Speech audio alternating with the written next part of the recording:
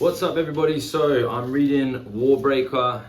I have my limited edition bookmark, which also doubles as a poo bag for my dog. Very exciting.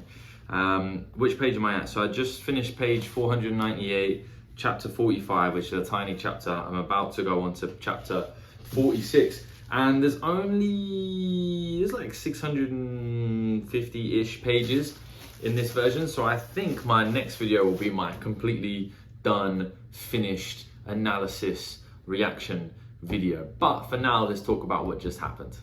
So one big thing that happened was Vivenna had her first interaction with Nightblood.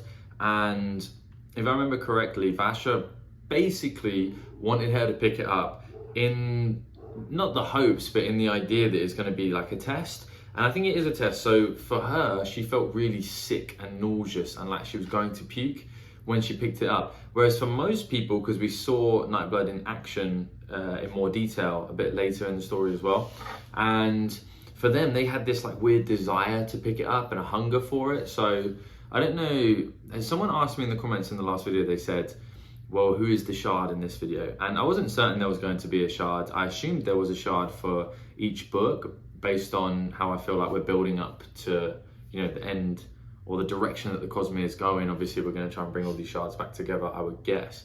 And the obvious guess is the God King, but I think the shard might be Nightblood somehow. It just seems by far the strangest and most interesting object, and it does seem to have a personality as well. So I don't really have an explanation for it, but if I had to guess, and if there is indeed a shard, I'd guess it would be Nightblood. But anyway, so it seems like Vivenna kind of passed a test, and I think that made a big difference in Vasha's eyes as to how he's going to treat her, because I don't think many people pass that test from Nightblood.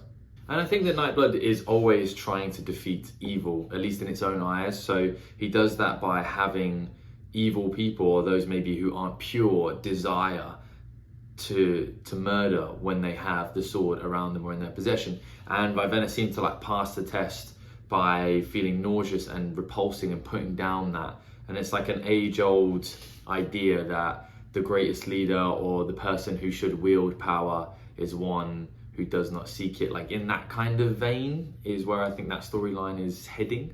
But one thing that Nightblood does lead me to, and I still don't understand and really don't have any guesses, is how like color fits into this. So color and breaths seem to almost be interchangeable, and like Nightblood drains color from people, it drains breath from people, I would guess as well.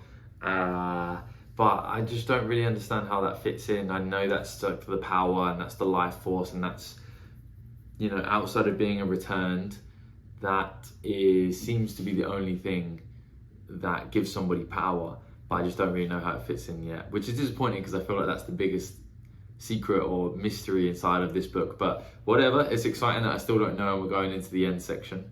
And we get an incredible scene. So another prediction comes true, kind of, partially. I predicted that Lemex's death was way too clean and convenient, that he died of poison no less, and his last couple of moments were when he first meets Vivenna. However, we do get an incredible scene, and the scene is the acknowledgement of the betrayal of the mercenaries to Vivenna. And although I was suspicious of the mercenaries, I absolutely had no idea to what length they were playing Vivenna. And it was a really gruesome touch to have all of Tonkfar's dead pets there. Unfortunately, Parlin dies, and I loved Parlin. I thought, wow, loved is a strong word. He didn't really do much, but I enjoyed Parlin. I liked him. I thought he was a good character. Maybe Vivenna brings Parlin back, you know, because she is very obsessed with the lifeless and finding life inside of them again. So I'm still certain that she is going to conquer or figure out how to bring lifeless back to life and how to reverse that. Because there's been so many subtle hints towards that, and maybe Parlin links into that somehow as well. Maybe she makes his body a lifeless and then brings him back around, or maybe returns him. I'm not 100% certain, but I mean, the lifeless and the returned are both people who died and then have come back to life. So maybe they are just opposite ends of the spectrum, like I thought in the last video. what's the difference? Like, what goes into a return that doesn't go into a lifeless? Maybe the return is simply just getting all of those breaths. I'm not certain, but Vivenna will figure it out, so I don't have to. It was very cool to see the intelligence of Denth and to see how well he played Vivenna with the help of Tonkfar and Jules, to see that they were achieving their own end whilst having Vivenna think that she was achieving hers.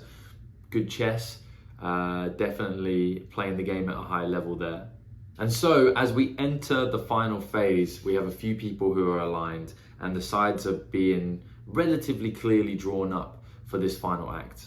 So even though they don't know it, Ciri, the God King, Vasha, Vivenna, Nightblood, potentially, if Nightblood is in fact conscious and able to choose. And even if not, even if it is just an incredibly interesting tool, if the tool is designed to only help those who are deemed non-evil, and by its own calculation it decides that people like Vivenna and Vasha are non-evil, then Nightblood is indeed on their side, and of course Lightsong as well. So we quite clearly have all of our characters on one side.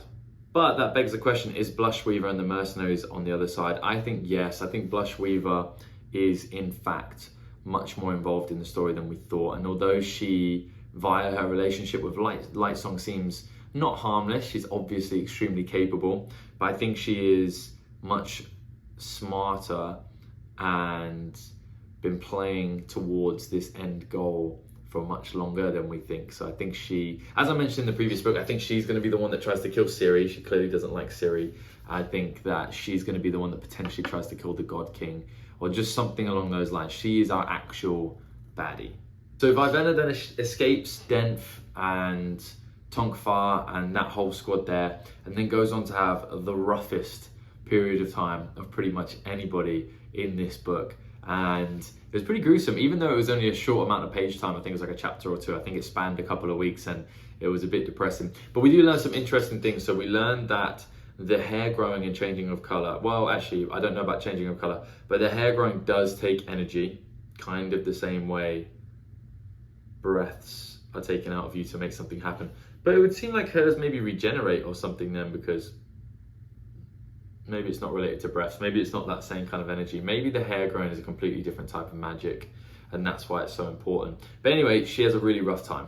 And in other news, Lightsong inadvertently receives All Mother's commands, and he does it by being selfless, and then she does the same thing as well. So it would appear that we're going to have a war of the lifeless. And what makes that even more certain is his vision on that tiny chapter that I showed you right at the beginning.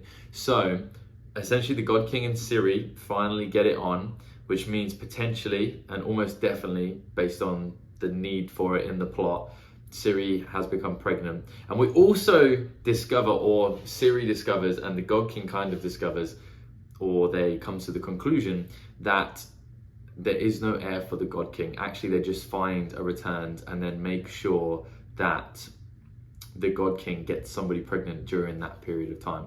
However, that would beg the question, why did they need Ciri? But actually, they can just claim the child is Ciri's child and therefore it has the blood. But it won't have the hair and the changing of the color. So how does that work?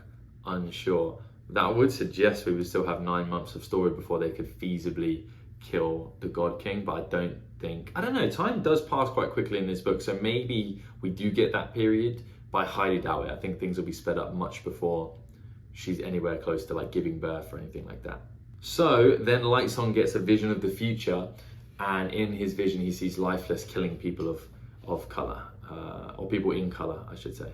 So again, I'm going to reiterate some of my predictions because I think they're still good. So I believe that, as I've said for a long time, Idrian is more important than we think. I think the fact that Ciri is an heir and Vivenna is an heir, like that's still really important, and I think the priests know why. I believe the God King, I think Blushweaver maybe kills Ciri.